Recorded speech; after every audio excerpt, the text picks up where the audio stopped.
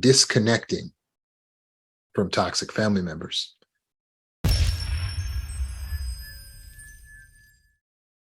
Many have wondered, how can I disconnect from my toxic family member when it's my mom? Or for some, it's their dad. For others, it's a boyfriend, girlfriend, husband, wife, could be a brother or sister. But whatever title they hold in your life, if they're toxic, it means they're poisonous. And so we think about the story of a flower. The story of the flower is a story of a woman in a Chinese village who found a beautiful flower one day when she was foraging for berries. And she thought the beauty of this flower was so captivating that she said, this will be what I need to make my house complete, to make my life complete. This flower will bring me happiness when I look at it. And so she picked the flower and she brought it into her house. One day when the village elders were visiting, they noticed the flower and they told her that flower is actually poisonous and you'll have to get rid of it. But she said, this flower is the most beautiful flower I've ever found. It adds beauty to my house and it will bring me true happiness.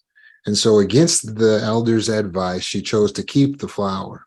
Of course, over time, she started to experience symptoms. Her head would start to hurt. Her stomach would start to hurt. Her vision would begin to blur.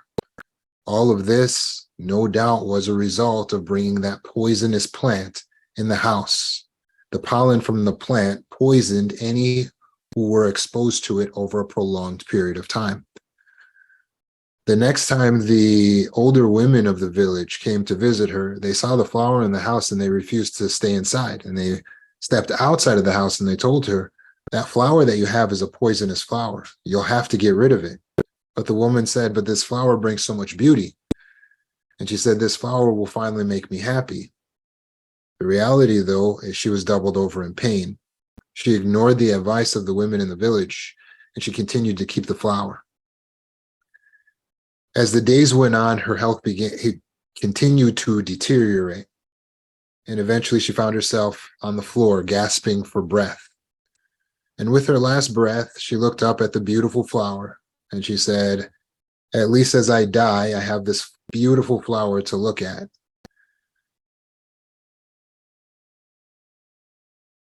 This woman paid with her life for the beauty of a plant.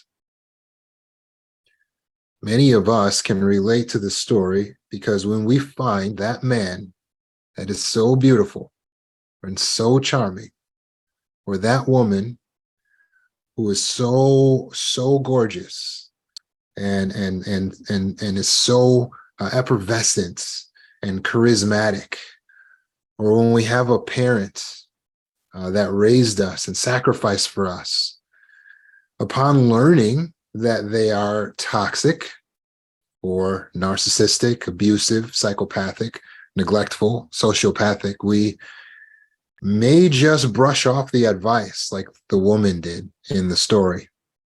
We may say, yes, I understand, but I cannot disconnect from my family member because they're so beautiful, or because I believe that they're going to change, or I believe that they are the source of my happiness. But over time, what do we find happens?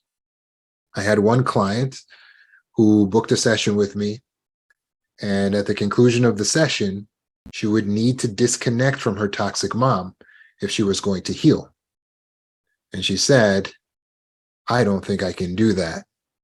With that, she concluded the session with me, and she didn't speak to me again. That is for about a year. And then she contacted me again in a panic. My health has deteriorated. My mind has deteriorated. I've been diagnosed with 2 more mental illnesses that I didn't have before. You have to help me.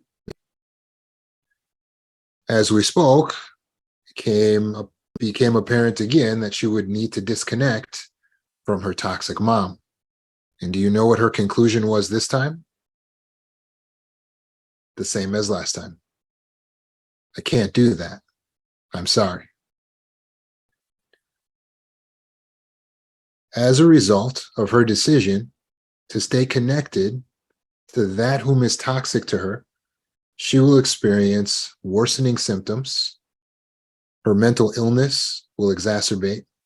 She will continue to lose touch of herself and her own mind. And it will not end well until she makes a change in her decision-making process. When she decides to disconnect, she will suddenly start to feel different. She will find herself. She will be able to identify her purpose. She will be able to make authentic, genuine connections in her life. And in time, she'll progress toward mental health.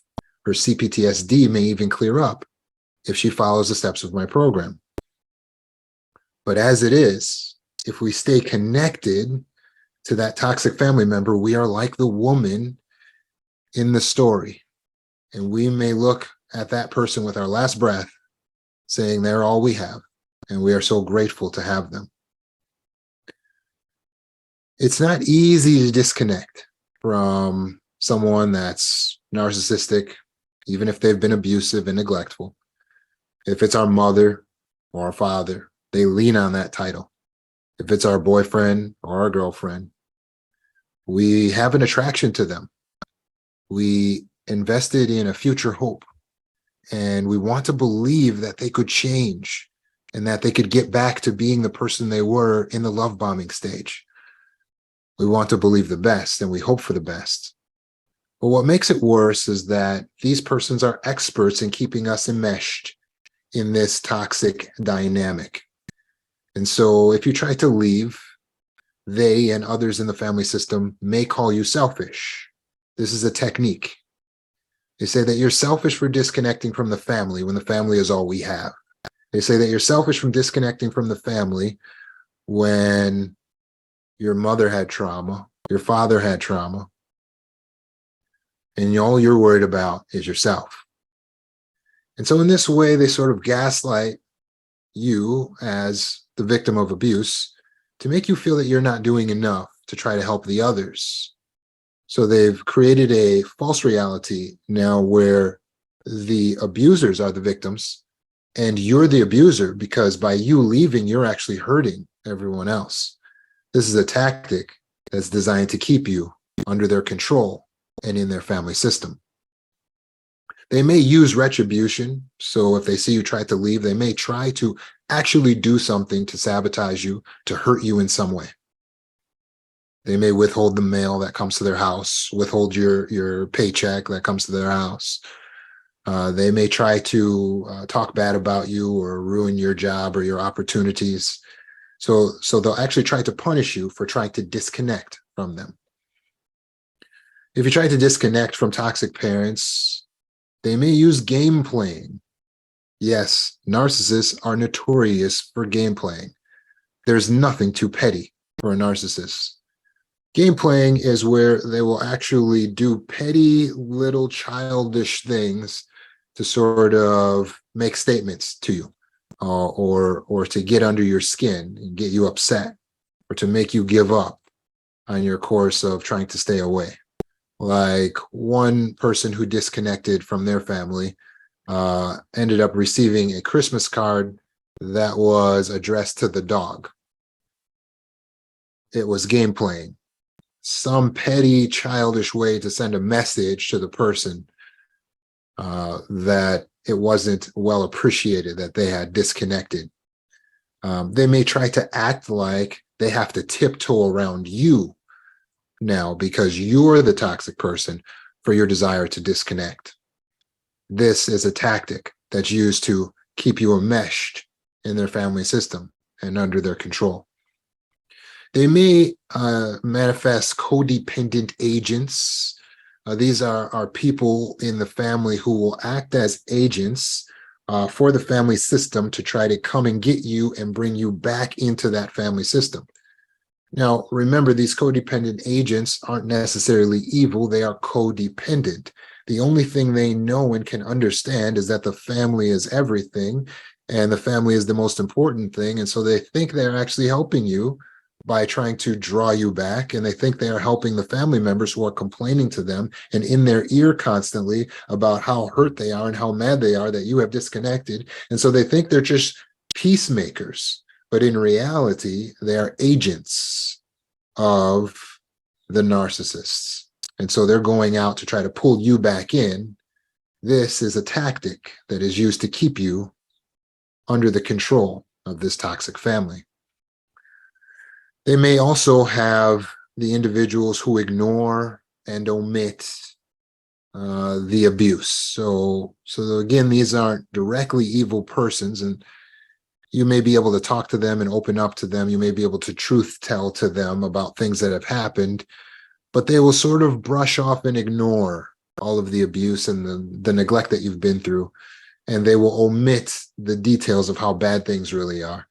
And in this way, they're keeping themselves alive by gaslighting themselves into thinking everything's okay here. It's not that bad. And they may put that gaslighting onto you, which is unhealthy. And it's a part of what keeps you enmeshed in this family system.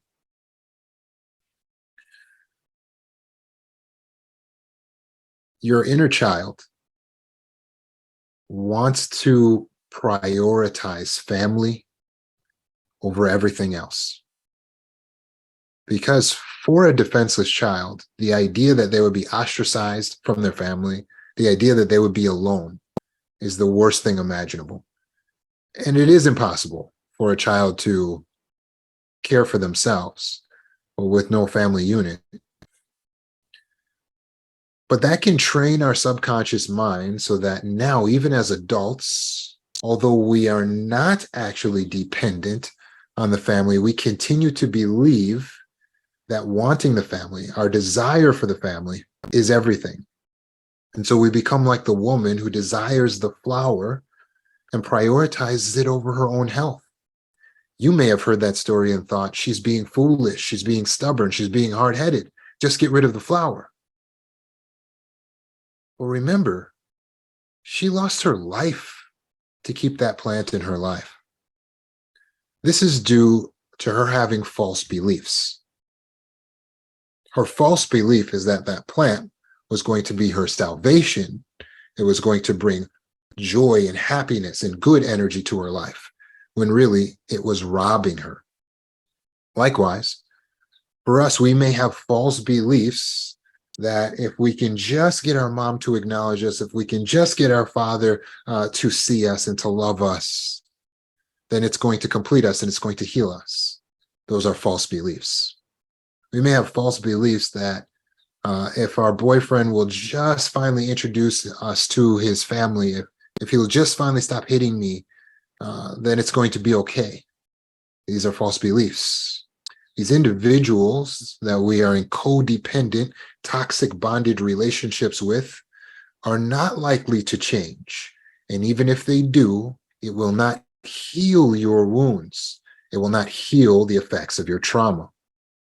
So while you're waiting around for them to change, you are getting worse. Your symptoms will intensify, and you can lose your life, your health, your independence in the process of trying to prioritize this relationship over yourself. So how can we disconnect when it is so hard, when it's so difficult? How can we separate ourselves from our family members?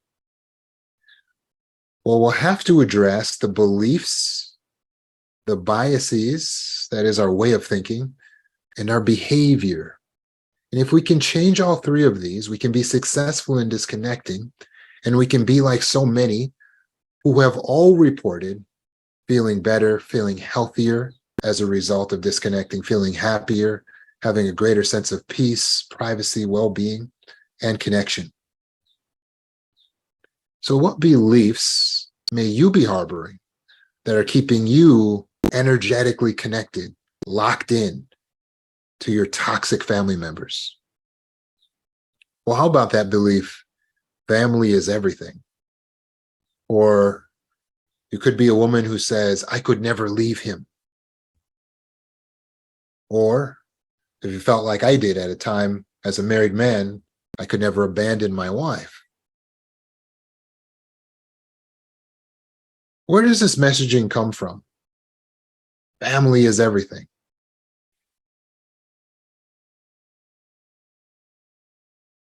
Who does the messaging actually serve?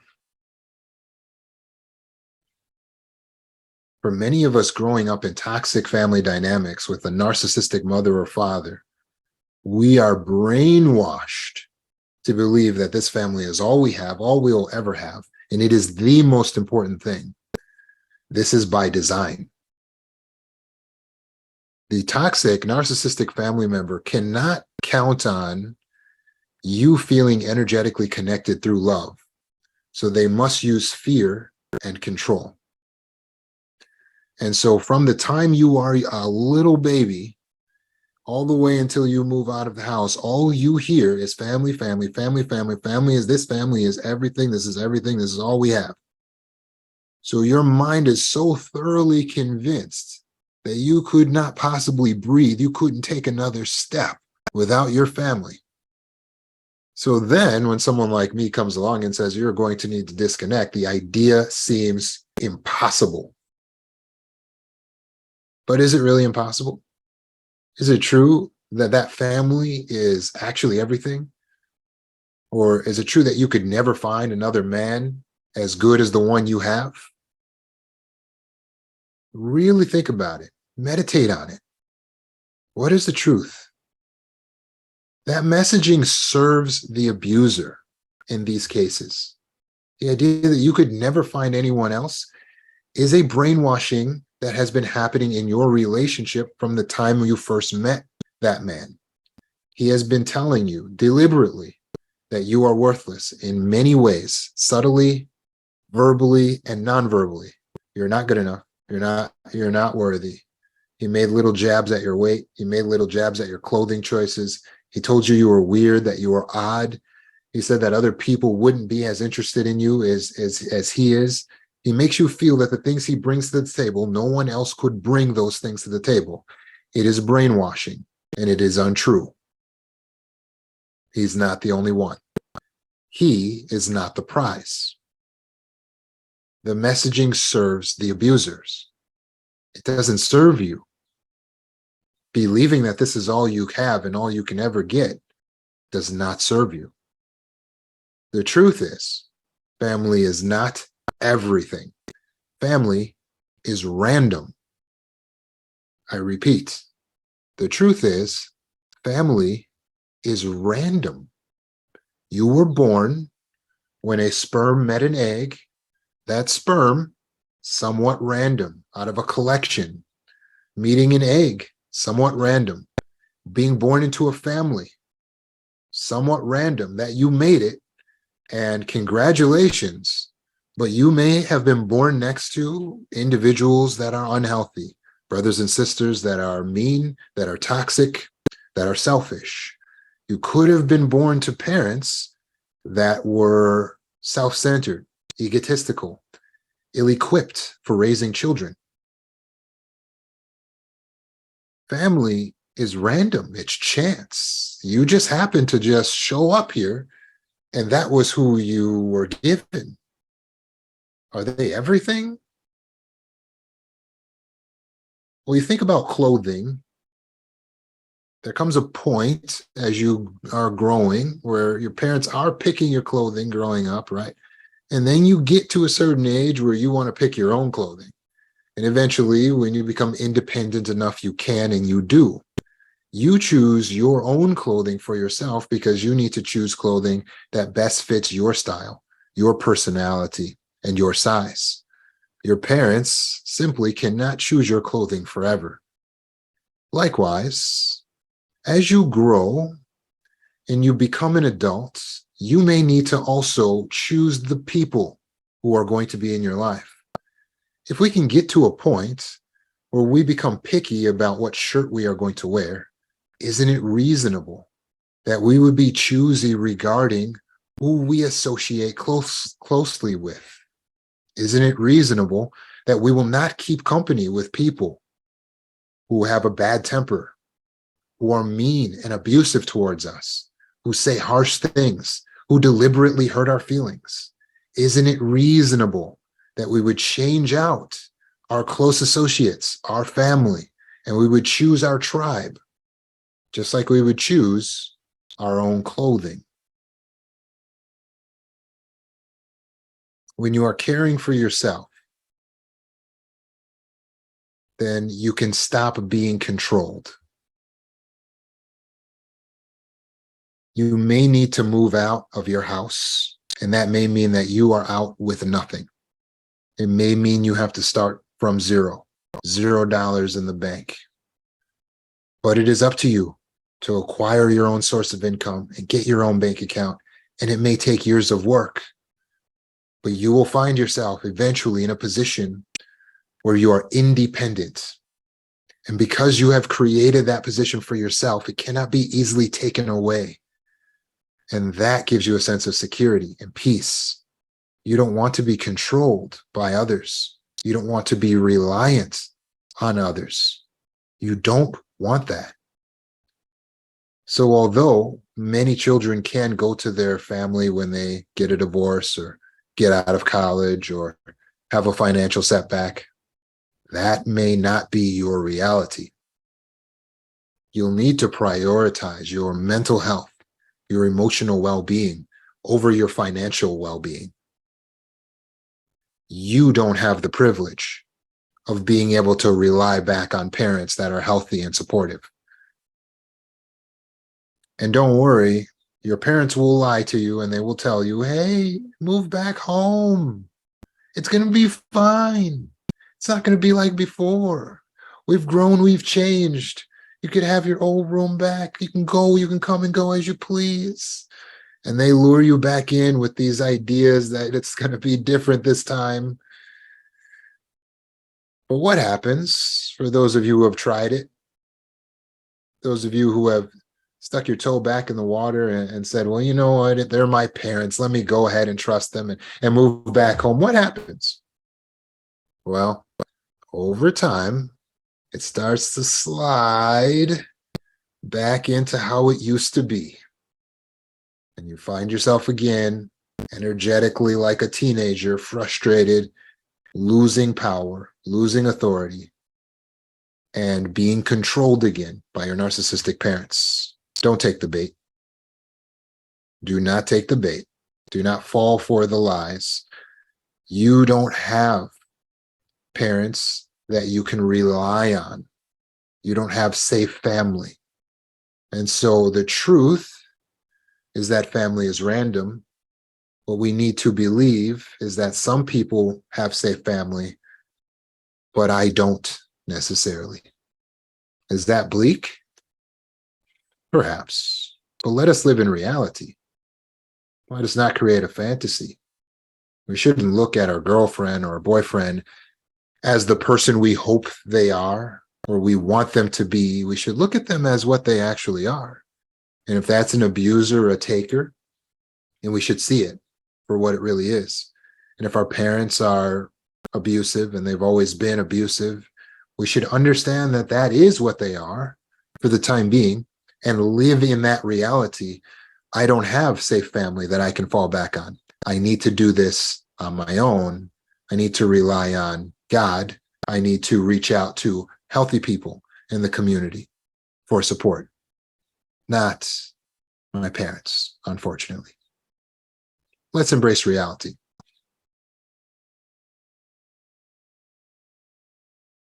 Is it okay to be alone? What if the family ostracizes us? What if they tell us we can't come over anymore as a result? It is okay to be alone.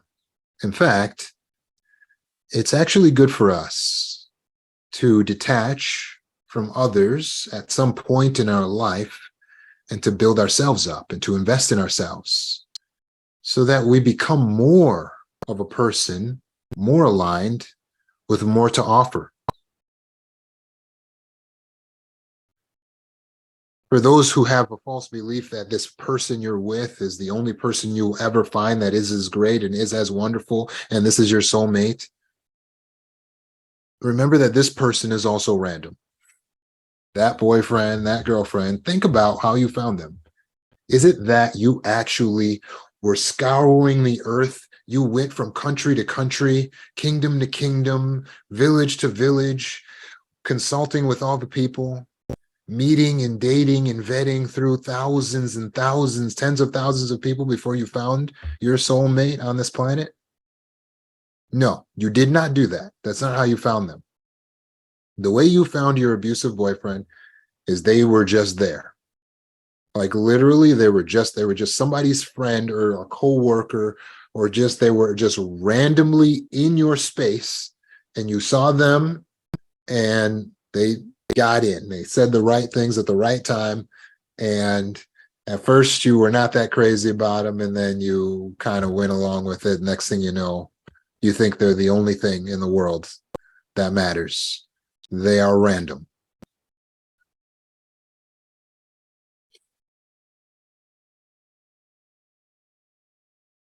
Try to remember that these individuals, these people, are not the prize.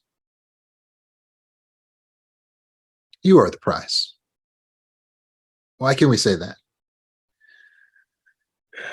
Because when it comes down to what our responsibility is, our main responsibility in this universe is to care for the self, to reach our own purpose, to reach our own potential. So you have to prioritize yourself. So you have to put yourself as the prize. So we need to focus on, we need to invest in us, not everyone else. As a result of doing that, we can actually bring more to healthy relationships when the time comes. But don't be afraid to be alone for a little while and focus on your purpose. Take a break and invest in yourself. What about our bias, the way that we think? How can we address the way that we think? Remember, this woman believed that this flower would make her happy. The way that she thought was that she needed to look outside of herself for happiness. Is that the way you've been thinking? It could be partly what keeps you enmeshed in a toxic relationship. You could have thoughts of, well, what if they die? If I disconnect from my family member, what if they die while I've disconnected from them? Or you could say, but I feel guilty. Or they're my parents, I owe them. These are ways of thinking that in the case of a toxic family dynamic are detrimental to the self. What if they die? I'll feel guilty. I owe them. These ideas put us in the place of powerlessness. Should we worry that a person that we're disconnecting from may die while we're disconnected from them? How about instead of worrying about that, you just play it out in your head? Just go there, create a vision, pretend they've died. Okay, what next? So let's say you were disconnected at the time. What does that change? Not much, especially now that they're dead, because you weren't communicating while they were alive. Now that they're dead, you can't communicate, but you don't need to because you weren't communicating. If anything, now it makes the disconnection simpler. But what about the feelings that we might feel? Imagine it. Actually imagine yourself there with the person that you've disconnected from and now they're dead. How would you feel? What would you do? Well, perhaps you would feel sad that a person has died. That's reasonable. But I mean, you would feel sad if anyone died, wouldn't you? While you were disconnected from them, you were not harboring any animosity or resentment. It wasn't that there was something unsaid that you've always wanted to say and you never got a chance to say it. If anything, now you know they're in peace and they're not suffering because they no doubt were trauma survivors as well. So you would probably help out with funeral arrangements, I would assume. Perhaps you would attend the funeral. What else would you do? Would you even cry? In some cases, yes. In some cases, no. Play it out. This isn't something to fear. If eventually anyone and everyone could die, then we cannot live our daily life worried about who might die. We just need to live our lives and prioritize tapping into our potential and fulfilling our purpose. That is our responsibility. And that's why when one of the prospective followers of Jesus said to him, "Oh, teacher, let me go and go back home and bury my father first. And then once that's all wrapped up, I'll come back and be your disciple." And Jesus said to him, "Let the dead bury the dead." In other words, you have an opportunity now to focus on your purpose. Being wrapped up and worrying about who's going to die is not your purpose in life, even when it's your family. But what about guilt? Won't I feel guilty if I don't talk to my own mother? Perhaps. Guilt is your own mechanism, though, you know. It is your own mechanism. You see, guilt is an expression of your goodness. So when you feel guilty, you're doing it because you're showing that there's a separation between the actions that you participated in and who you aspire to be. And when there's a difference, you're going to feel the guilt because it's an energetic and chemical punishment of the self. That's what the guilt is. It is you saying, I will now be punished by my own chemicals. Why? Because I broke a rule or I did something that I'm not proud of. So it's reasonable that we may feel a bit guilty to disconnect from a parent. That wouldn't make us feel proud. Why would we feel proud to disconnect from a parent? But on the inverse, we shouldn't go into shame. Guilt is our own mechanism that helps us to be a good person and to show ourselves as a good person, so we don't allow it to get out of control. You choose what you continue to feel guilty for. So you can manage your guilt by simply identifying the justifications for your actions. So you may feel some guilt, but then when you recognize the justifications, such as, well, my mother was toxic, she was abusive, she was hurting me, my boyfriend was physically abusive, he may have killed me. When you recognize the justifications, then your guilt diminishes and you're fine. Guilt is temporary. It's not forever. You can work through your guilt, working with your trauma specialist or working on your own, identifying the justifications for your actions. What about this idea that we owe this person? Do you owe your parents? Well, obviously, we're grateful for anything good that they've done for us. But we have to disconnect from this false perception that we owe them for their decisions because we are a result of their decisions. And so if they chose to have us, then it is actually their responsibility to care for us. You do not owe your parents for that. And your parents do not owe you anything. You are two separate individuals once you become an adult. And of course, if they're healthy, we'd be happy to carry on a loving relationship where we care for them in their old age. But we'll have to really examine how much we can give when parents remain toxic and remain abusive and refuse to relent in their harming of us. Yes, it's true that there's a principle, honor thy mother and father, that you may have grown up with. But what was that really meant for? Did that mean that you're supposed to honor them even if it puts you in a mental hospital and facility?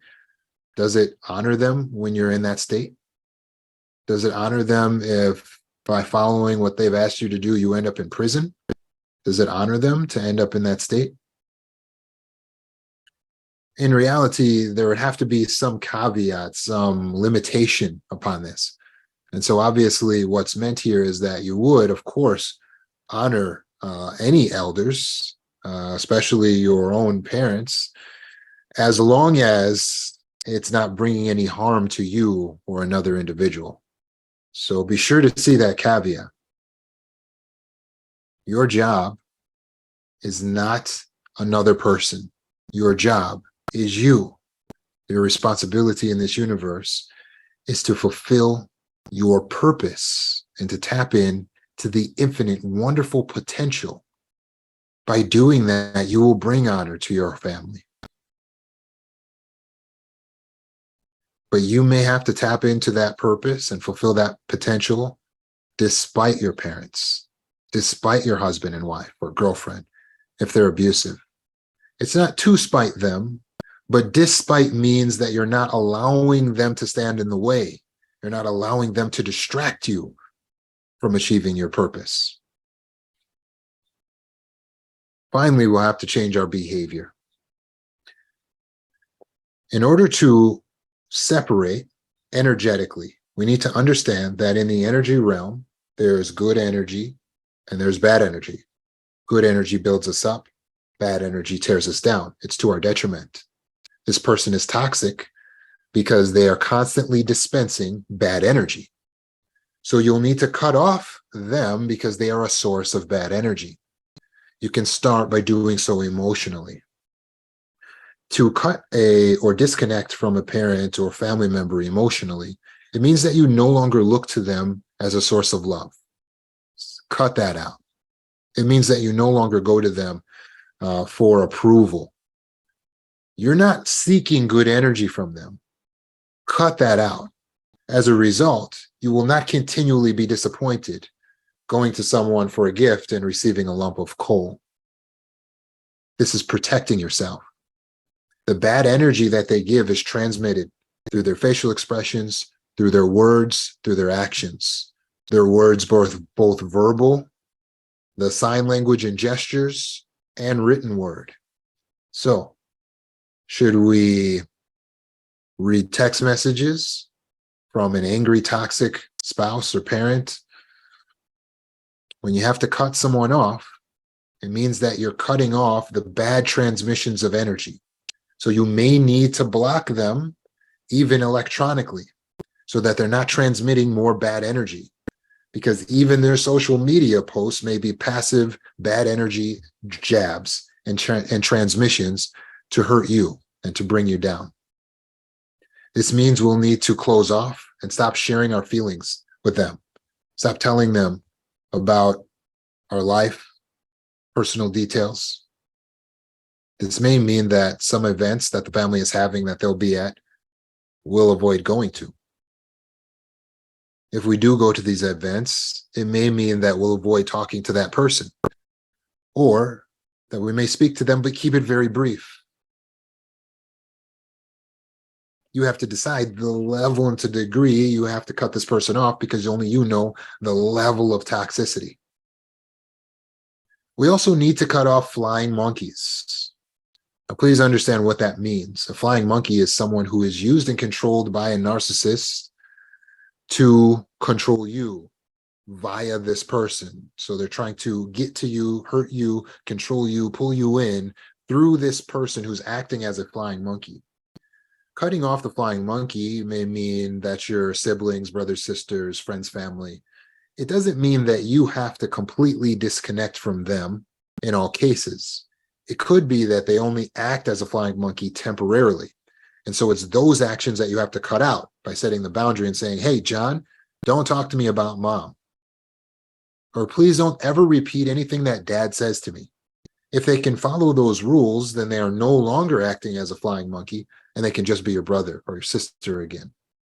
But if they cannot follow those rules and they're constantly with the, you got to call mom, you got to do what mom says, you got to, then it's time to cut them out. If we have to co-parent with a narcissistic ex-spouse, then we'll need to keep it strictly business. So whatever by law we have to take care of, which is this child, this is what we discuss. Anything other than that, we are no contact.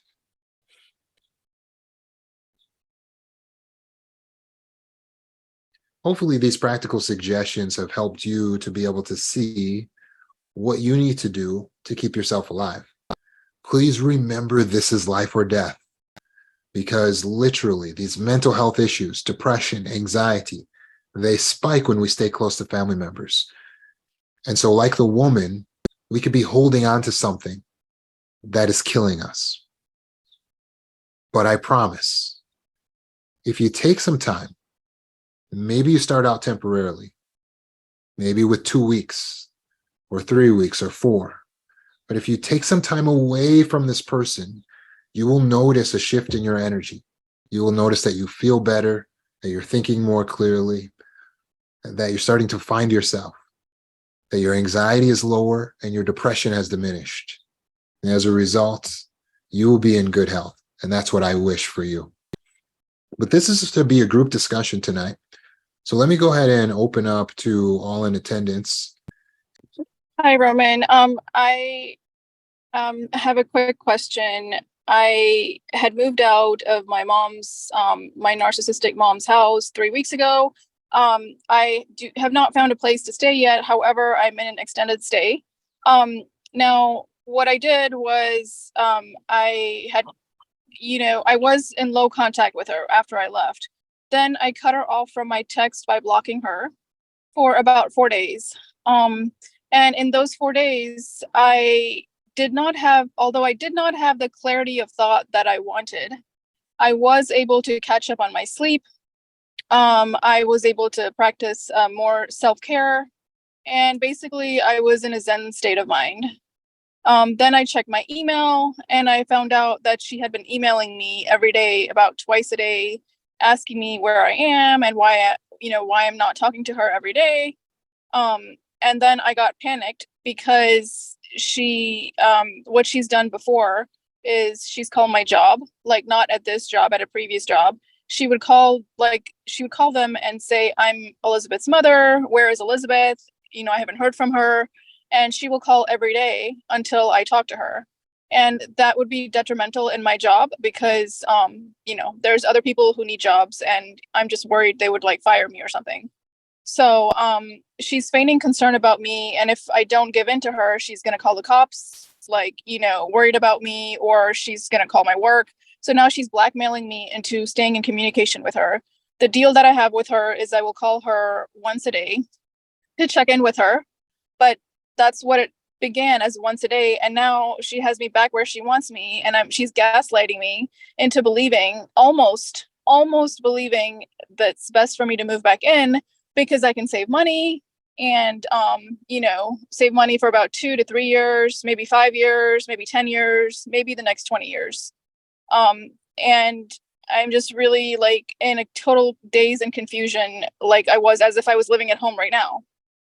And I'm just lost and confused and I don't know what to do. And my dad and mom, I was living with them and my dad is no help because he was an absentee father. So it's he's not even able to help me in any real way. You know what I mean? Yeah, definitely. So based on what we talked about tonight, what does that move you to want to do? It moves me. Well, according to your advice, I'm supposed to be cutting out the toxic members of my family. That includes the flying monkeys, that includes the narcissists. And if I do that long enough, I will eventually have the clarity of thought. And of course, if I do the things that you had said previously, the exercise, meditation, and edification, then I might be able to think clearly after I do all that for a certain period of time. But like I said, I've only been gone 3 weeks and even now I'm in touch with her, So it really is that simple. It's so simple. When you were out of contact with her, mental health started to improve. You were at peace, anxiety lower, mind state of Zen. When you got back in touch with her, mind state of Zen gone, more confusion, more cloud. Now you're thinking of getting more enmeshed and going to live with them, which will mean more abuse, more neglect, more control, right?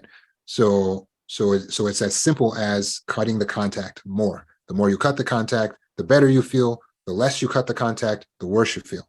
So the way that you deal with the whole game she's playing of, oh, if I don't hear from you, then I call the police and all this other stuff, is you send the minimal contact, which is just a message that says, hey, I'm fine, I'm just busy. Or you can say directly, I am taking a mental health break. That's all they get, one email, that's it. If you want to let them know you're okay, then that's all that's necessary. You don't need to call them on the phone and talk to them once a day. that's excessive, and it's violating your non-contact that you established, which is violating your own boundary, which is not good. I don't want you violating your own boundaries. So create a new boundary again, lay it in stone, and then you can send one piece of contact that shows that you're okay. Hey, I'm just busy, or hey, taking a mental health break. Please do not contact. I'll reach out if I need anything. That's it. And get your space for yourself. Thank you, Roman. Thank you. Stay with us. You're doing good. Robert? Hi, Roman. So about a year ago, I started gray rocking, taught my daughter how to gray rock if she was receiving the abuse through a grandchild.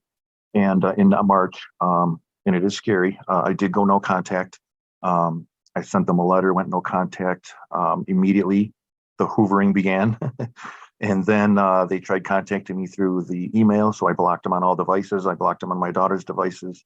And then the flying monkeys came at me, relatives of hers, and I had to block them as well. I also wanted to mention that up until that point, I was living in pain. I had recently got CT scans, X-rays, MRIs, endoscopic ultrasounds. The doctors and surgeons couldn't find anything wrong with me, and it turns out it was chronic pain from the stress of the narcissist. Since then, I feel more healthy at 51 than I did when I was at 30.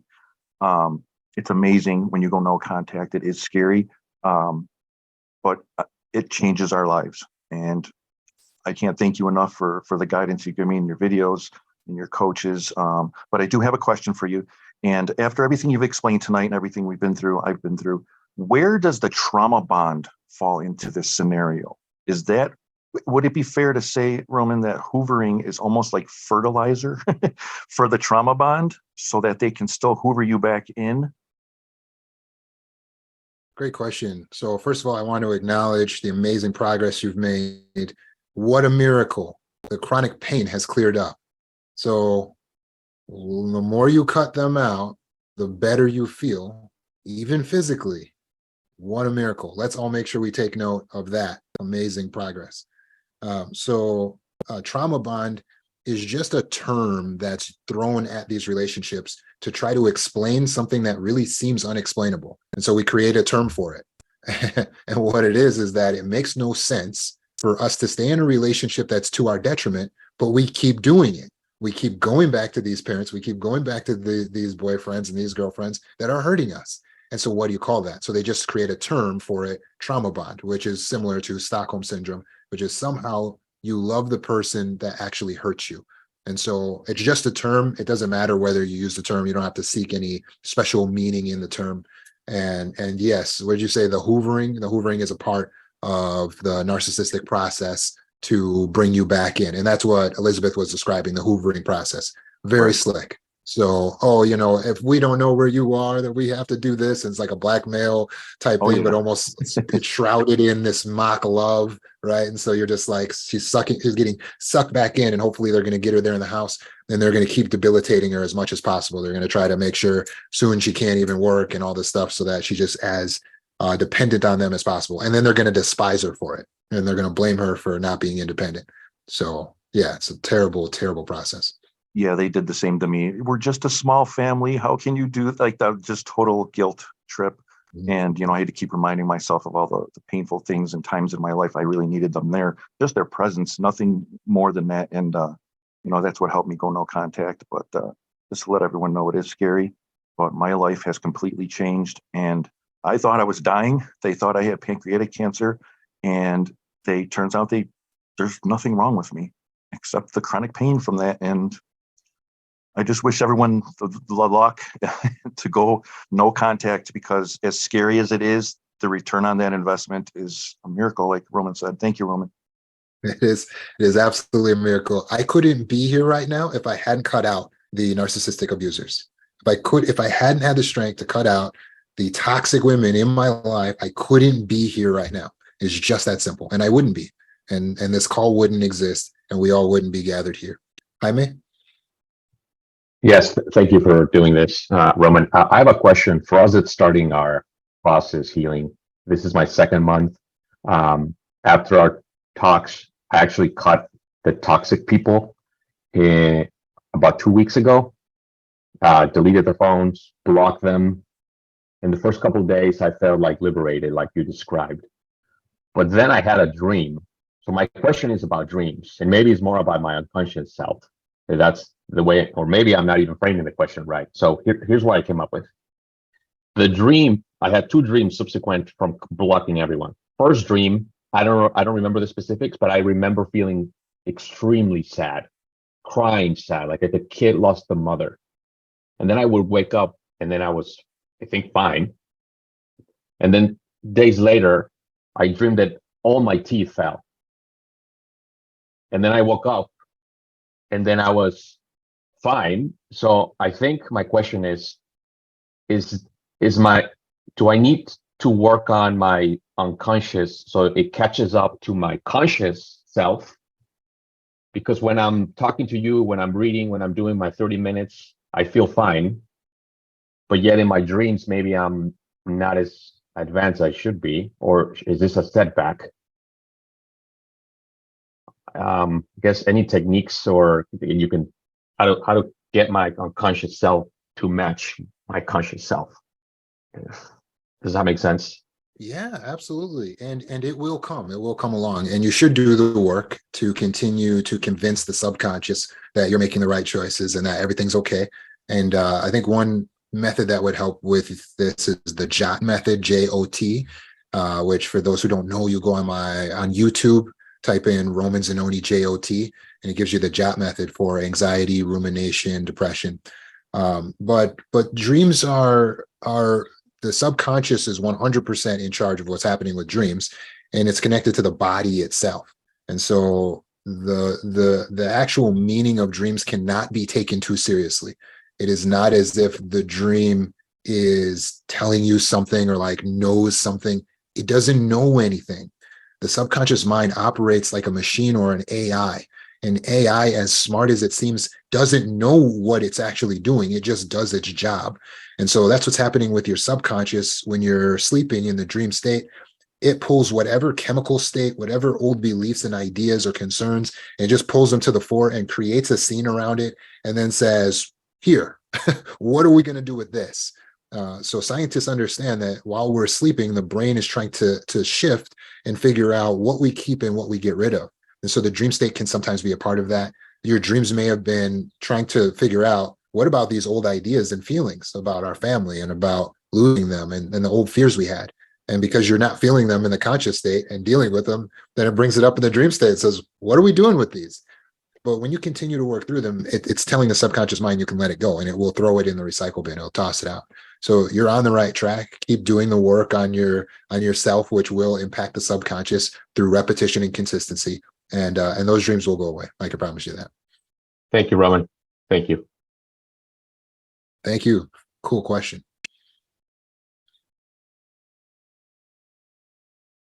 Great comments, everyone. I want to encourage everyone else who's here. I know we got some new ones. Feel free to jump in the conversation here. Is there any questions you have about disconnecting from family? Any concerns or stories, Matthew? Hey, Roman, how's it going? So good. Thank you. Yeah, I had a question. So I have a sister, and ever since we were really born, I feel, I mean, she hasn't said this, but like, I feel that she's been jealous of me because I, got a lot more attention from the parents because she was like 7 when I was born. So I feel like, she got more attention from my parents than maybe from me than she wanted for her. And ever since then, like her and my aunt have really been, at me. How do I say it?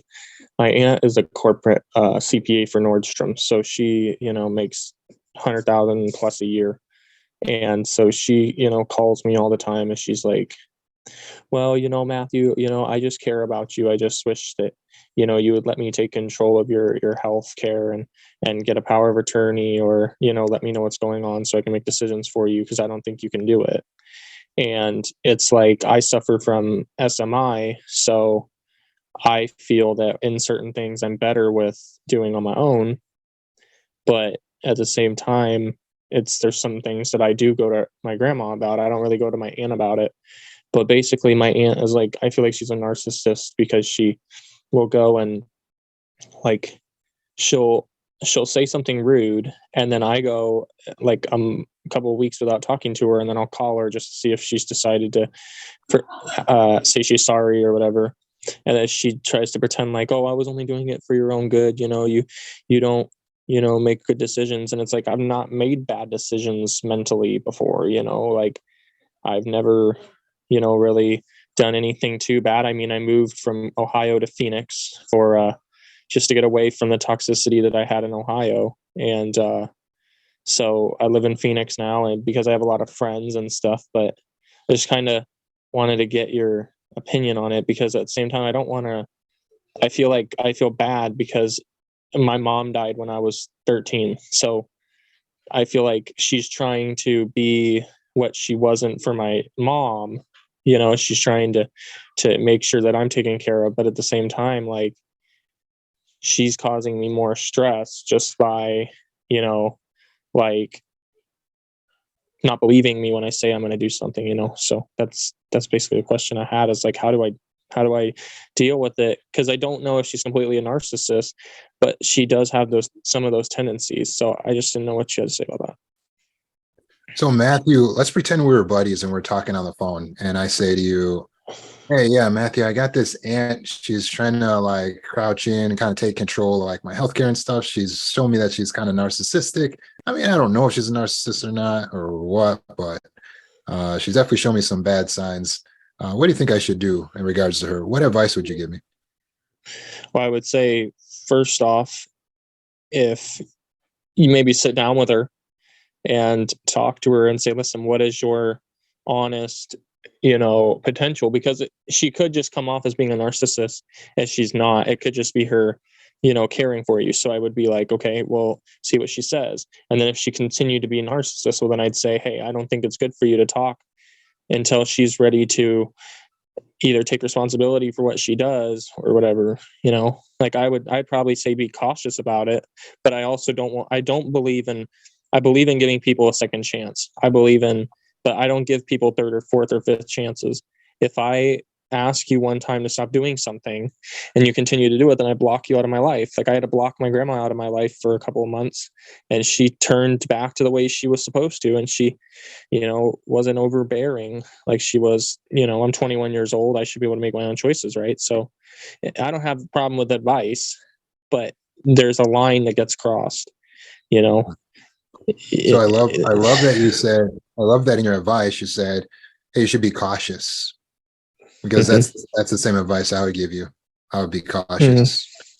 And if you're going to observe whether she's a narcissist or not, don't let it be with your business and your life that you're testing her out. Let it be that you're observing from a distance, a nice, safe distance, right? Because we do like giving people second chances sometimes, but there are exceptions, right? Because like if someone takes you to the top of a tower and says, hey, I'm going to help you. I'm going to help you to bungee jump, and then they push you off the tower.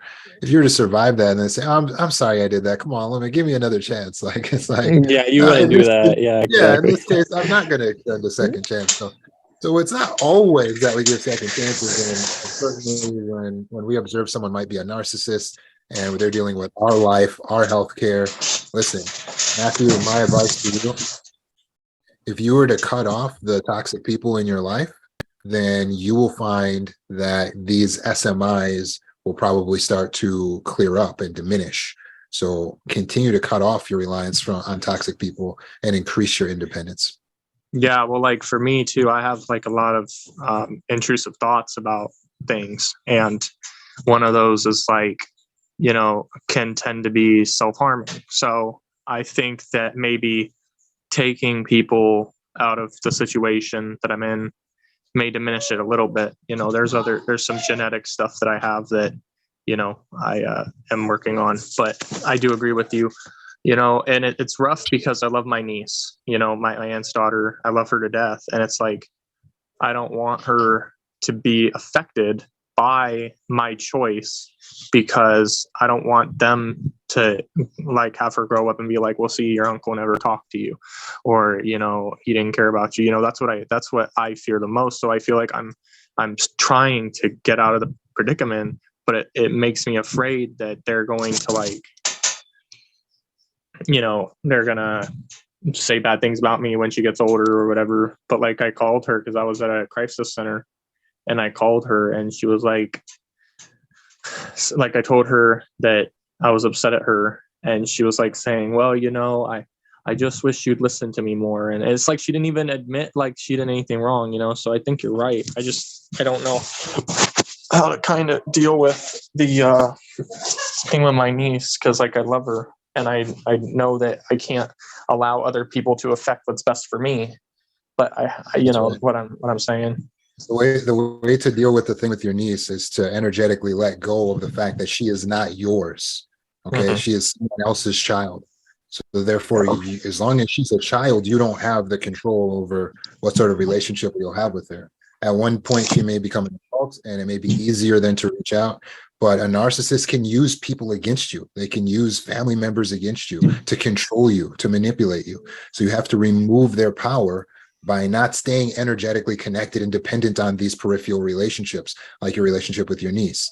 Of course, Yeah. you'll try to preserve it if you can, but if they ruin that relationship, that's their business. You prioritize your mental health. You do what you need to do. You set your firm boundaries. Stop being nice and you start being firm, taking care of Matthew, become more independent, and allow these SMIs to diminish. Yeah.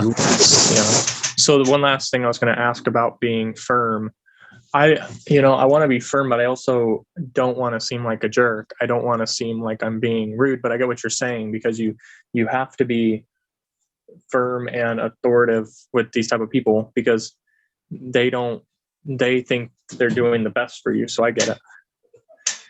Yeah, I can guarantee you that anyone that I've cut out of my life probably thinks I'm a jerk. Yeah. There's nothing I can do about that, Matthew, except Yep. go and create my own tribe. All right. Thanks, Roman.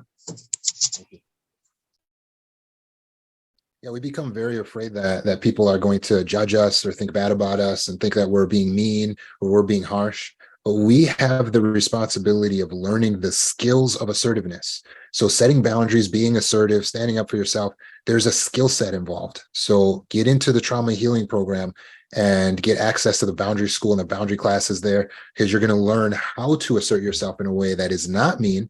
And although it may be interpreted as mean by other people, it is not. And you can feel good about the way you're expressing yourself, because we can be kind, but also firm at the same time.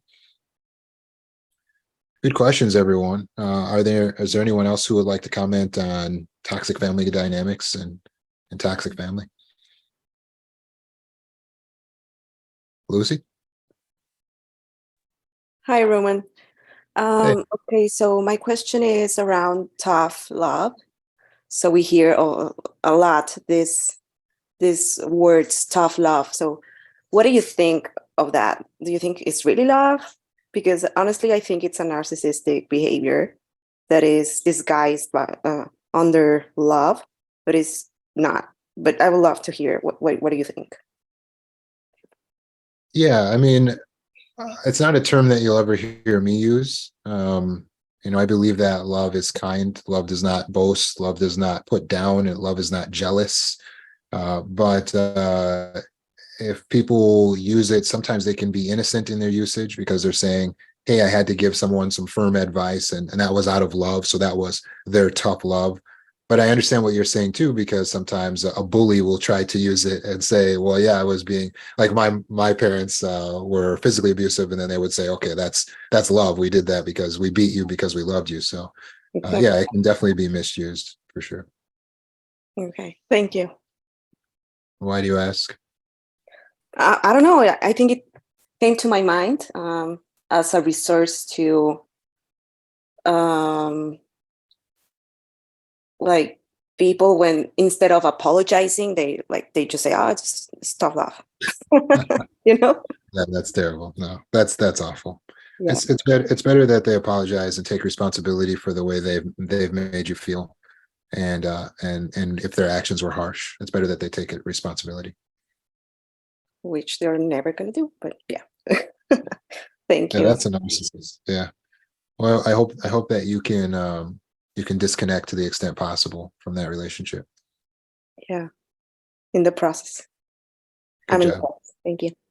Robert? Hey, Roman. Lucy just used a term that was used against me. And I feel it's a manipulation tactic to manipulate flying monkeys as an excuse or reason to continue the abuse through an extended party. So narcissists are incapable of empathy. Therefore, they truly can't love us the way an empath can. My mother went around to my entire family and told them a bunch of stuff about me, not to associate with me because they knew they were about to get exposed. So they were one step ahead of me, which is fine. But the term they used is that they were using tough love. But it's not.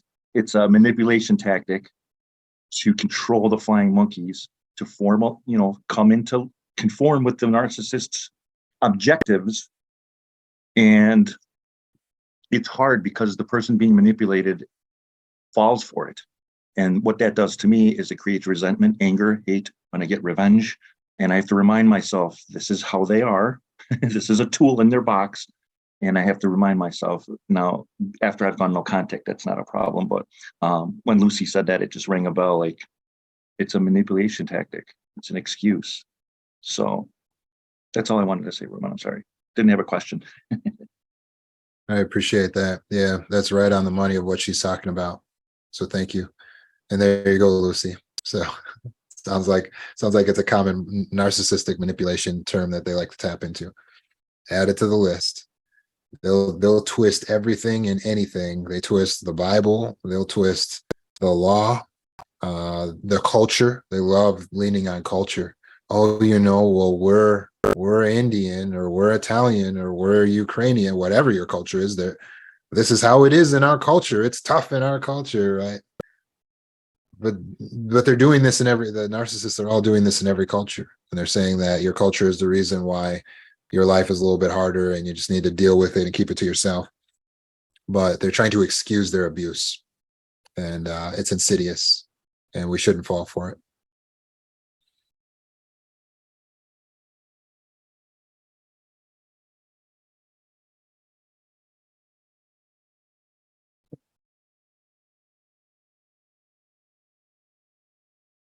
Is there anyone who has experienced a good result from separating from toxic family?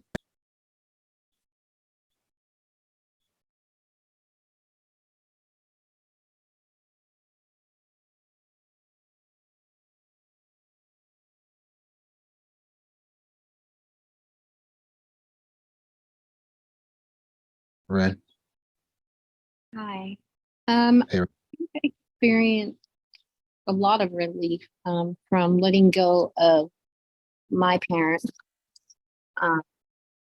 They're no longer living, but prior to their death, I had let both of my parents go, and as painful as it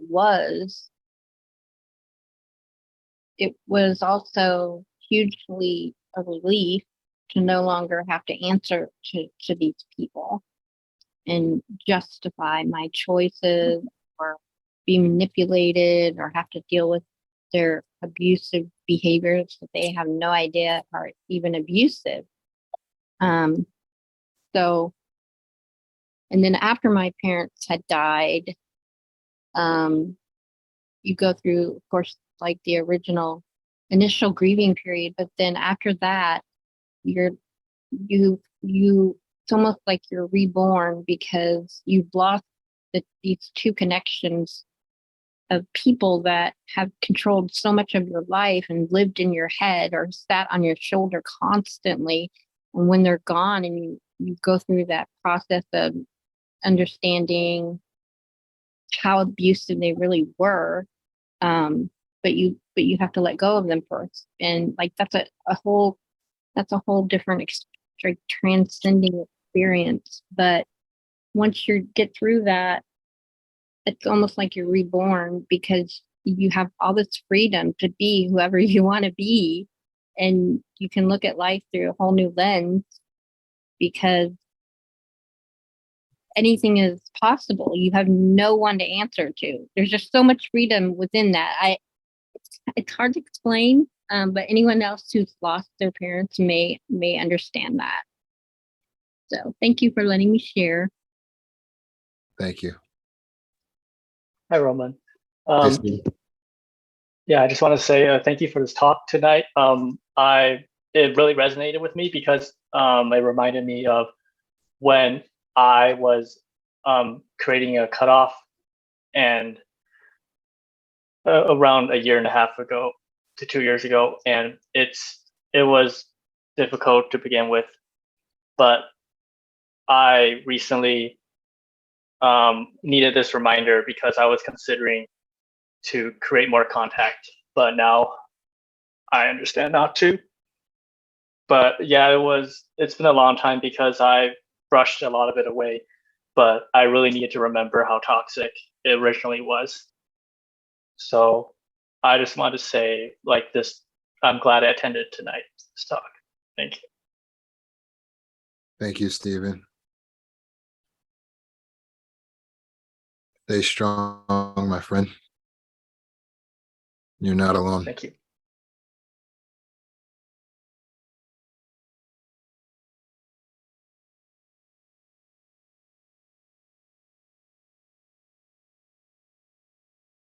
Typically, when we cut off family, we can have those moments where we doubt ourselves. And we think, boy, you know, it's Christmas or it's summer or it's Father's Day or Mother's Day or whatever it is that's your trigger, your prompt. And you start thinking, am I crazy? Am I kind of being extreme here with cutting off my parents? I mean, are they that bad? And we start to go through this process. So when you go through this, it doesn't mean that you're regressing. It's a natural part of being a thinking, intelligent human being. It's good that you have the ability to challenge your own thoughts, but take the time to sit down and journal. Write down your question, your concern, and then answer the question as if you're advising a friend or a family member, someone that you love. Maybe if it were your own child, what would you say to them? And it's important to work out these feelings of guilt that we're having. And we do that by examining what the justifications are for our actions, because we have to balance things out. It's not about being extreme and saying, I hate them. We don't have to hate our parents or any of these people. But we don't want to go to the other extreme and say, oh, I feel guilty. I just have to do whatever they tell me to do. Don't be controlled. Be autonomous. Be independent. But it's okay to feel a little bad for them. But ultimately, we need to focus on the one thing we can control, which is how we're doing with our purpose in life. So let's focus on that. You got something you're supposed to be working on. That business, that art project, is something you can add to the universe. It's going to be a unique expression of you and your goodness and your personality, and only you can do it the way you do it. You're a snowflake. You're one of a kind. So we want you tapping into that instead of believing that you're just a part of a snowball, which is that family that really ends up controlling you and squashing out your individuality.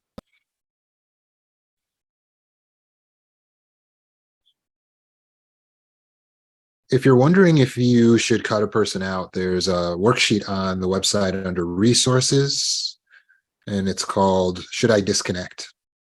And so that's on the website, mindfree.org under resources. You click there, there's a PDF, you can download it. It's a questionnaire. It takes you through. And if you answer yes to those questions, then you know clearly you do need to disconnect from that person.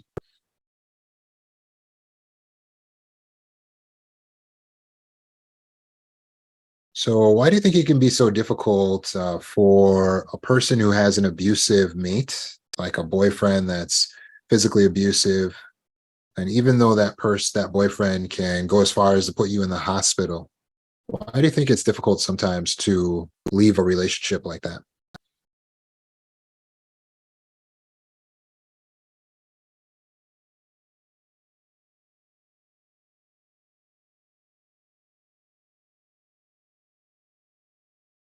Your thoughts on that, Ren? I can't exactly say why, but I can tell you that I experienced this with my first boyfriend, from the time I was 13 until I was 19. And it was a very abusive relationship. And I tried multiple times to leave it.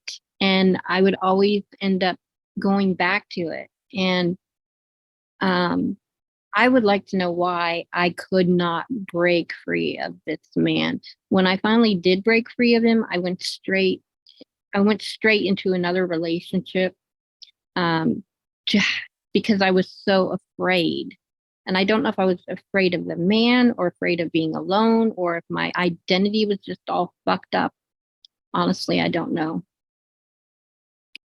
Thank you, Ren. That was very honest. Thanks for opening up about that. So for the clinicians on the line, this is something we have to help our clients with. So as they're explaining to us these trauma bonds and how they get stuck in these relationships with an abusive partner, I help them to identify when they are in scarcity mindset versus being in abundance mindset. So scarcity mindset can really keep us stuck in abusive relationships.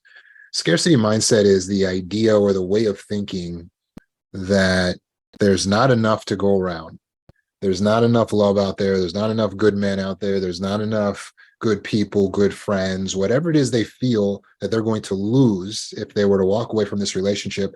They believe in the scarcity. So their idea is that they have to hold on to what they have because this is their only chance. This is all they got. And they may say that he's all I have, or there's no one else who's going to be like him or who's going to have that connection with me like we have.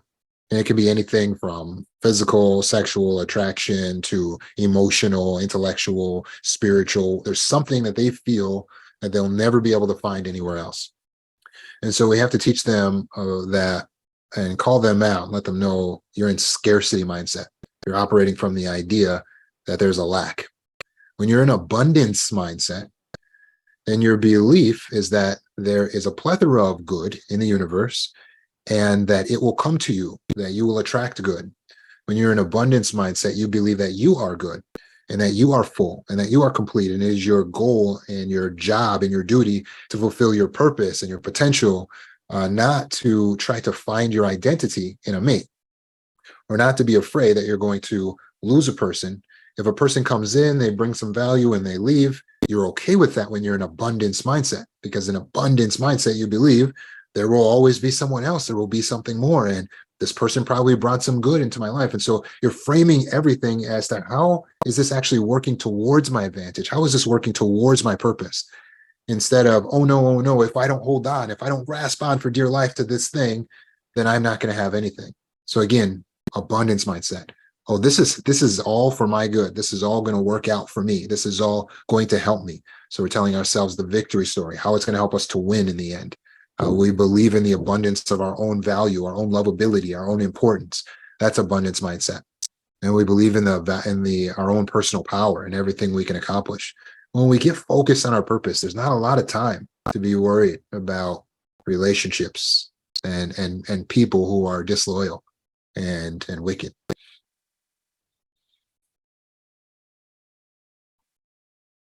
Lucy?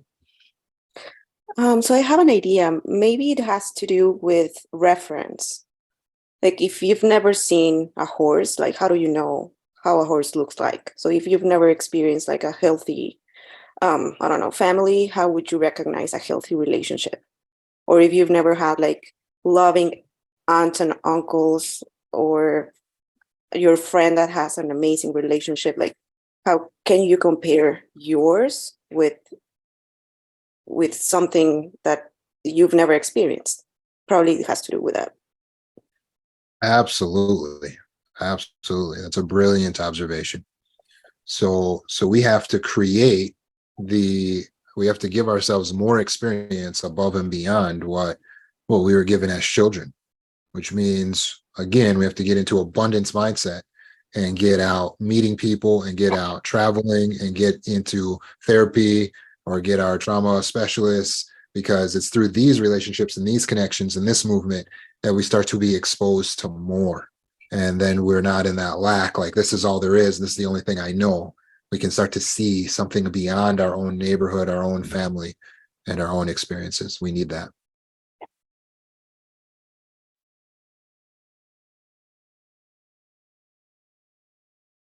MD? Good evening. And I think you just answered, that was just the question she was asking, as to how do you learn to recognize what a healthy relationship or a healthy family member or a healthy friendship look like when you've never seen it. So I think you may have answered that already, because I've never seen that before. So I'm struggling to find out what it looks like and how do I know when I actually see it. Very good.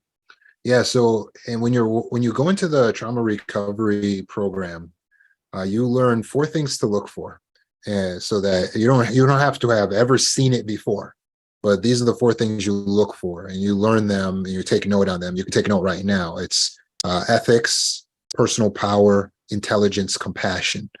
You need those 4 things in a mate, in a spouse. They have to have all 4 of those things in order to be a good potential mate or good potential spouse. That's ethics, personal power, intelligence, and compassion. That spells epic.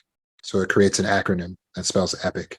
So if we memorize epic, and we should have that memorized, then we understand the 4 quadrants of the higher self, which are 4 quadrants of good energy. And then also we've been doing the 9 manifestations of good energy. So those are also very helpful to keep in mind as well. But when you look for a person that's ethical, a person that handles power well, a person that's intelligent, and a person that has compassion, you're going to find someone that has the whole package. And when you find that, then it's a green flag, so you can move forward in the relationship. But when they're lacking in one of those 4 quadrants, that's going to be a major red flag for you. And so we don't want to utilize our old ideas of what the ideal mate is. We want to use this new thing that we've learned, EPIC, EPIC, and use that up against any person who wants to be in our life, friend or family, spouse, whatever. They need to be an epic person. And we got to aspire to be epic as well, right? Exactly. Thank you. Thank you, MD. And thanks to everyone for all their great comments and questions and all that. It's been awesome.